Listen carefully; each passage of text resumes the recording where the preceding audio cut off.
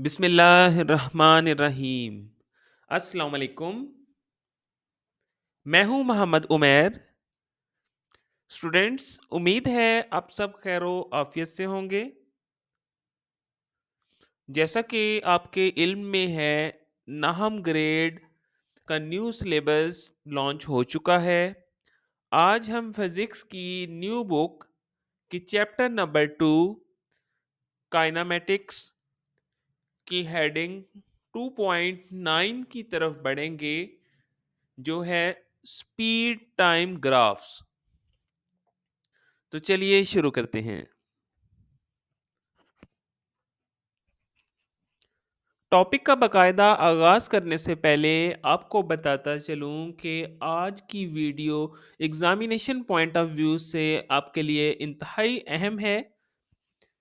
इस टॉपिक में से अक्सर शॉर्ट क्वेश्चन या एमसीक्यू पूछा जाता है। तो चलिए शुरू करते हैं। आज हम सीखेंगे कि ग्राफ क्या होता है। इसके अलावा उन टेक्निकल टर्म्स के बारे में जानेंगे जो कि ग्राफ से मुतल्लिक हैं, जिसमें नंबर 1 पे आता है ओरिजिन, नंबर 2 पर आती है इंडिपेंडेंट क्वांटिटी और नंबर 3 पर आ रही है dependent quantity. Dear students, graph is the pictorial way of representing information. मालूमात को तस्वीरी शक्ल में दिखाने के तरीक़ेकार को ग्राफ कहा जाता है। जहाँ हॉरिज़ॉन्टल और वर्टिकल लाइंस एक दूसरे को बाइसेक्ट करती हैं, उस पॉइंट को हम कहते हैं ओरिजिन। जैसा कि तस्वीर में आप देख सकते हैं कि जहाँ हमारी हॉरिज़ॉन्टल और वर्टिकल लाइन आपस में इंटरसेक्ट हो रही है, उस पॉइंट को ओ से ज़ाहिर किया गया है। हॉरिज़ॉन्टल लाइन में हमारे पास राइट साइड पे पॉजिटिव एक्स एक्सिस होगा, लेफ्ट साइड पे हमारे पास नेगेटिव एक्स एक्सिस होगा।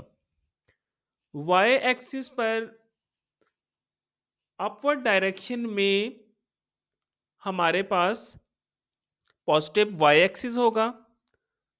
इसी तरह ही डाउनवर्ड डायरेक्शन में नेगेटिव वाई एक्सिस मौजूद होगा।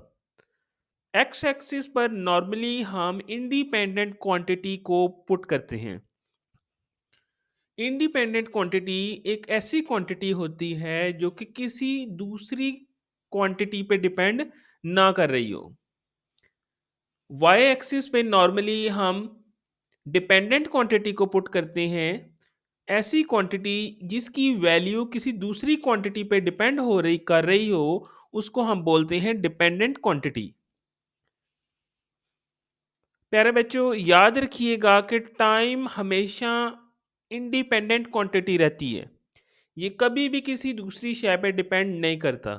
तो ग्राफिकल एनालिसिस ऑफ मोशन में हम टाइम को हमेशा एक्स एक्सिस पे पुट करेंगे।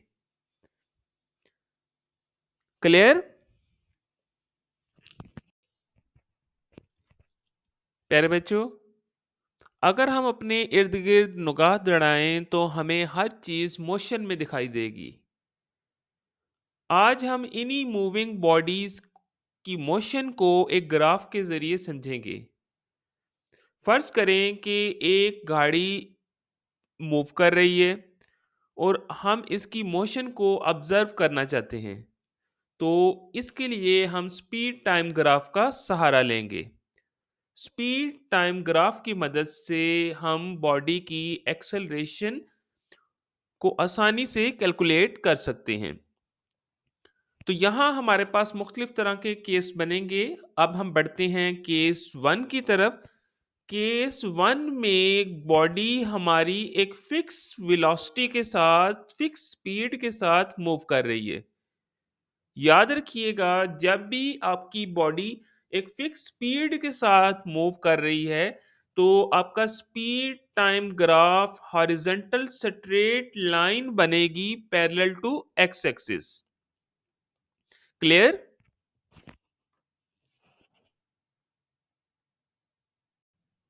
प्यारे बच्चों, अब हम बढ़ेंगे आज के दूसरे केस की तरफ, जिसमें हम ऑब्जेक्ट की मोशन को ऑब्जर्व करेंगे जबकि आपका ऑब्जेक्ट एक यूनिफॉर्म स्पीड के साथ मूव कर रहा हो। तो याद रखिएगा, जब भी आपका ऑब्जेक्ट यूनिफॉर्म स्पीड के साथ मूव कर रहा हो, तो आपका स्पीड टाइम ग्राफ आपके पास एक स्ट्रेट लाइन आएगा, इंक्लाइन टू टाइम एक्सिस। जैसा कि बयान भी किया गया है, when acceleration of the object is constant, speed time graph is a straight line increasing with x-axis. Its slope gives the acceleration of the object. Clear? Graph के मुतालिक याद रखिएगा कि टाइम को आपने एक्स एक्सिस पर और स्पीड को अपने वाई एक्सिस पर पुट करना है। तो बेटा आज के लिए सिर्फ इतना ही। इसी तरह की मोर इन्फॉर्मेटिव वीडियोस देखने के लिए चैनल को लाइक और सब्सक्राइब करना मत भूलिएगा। शुक्रिया। अल्लाह हाफिज़।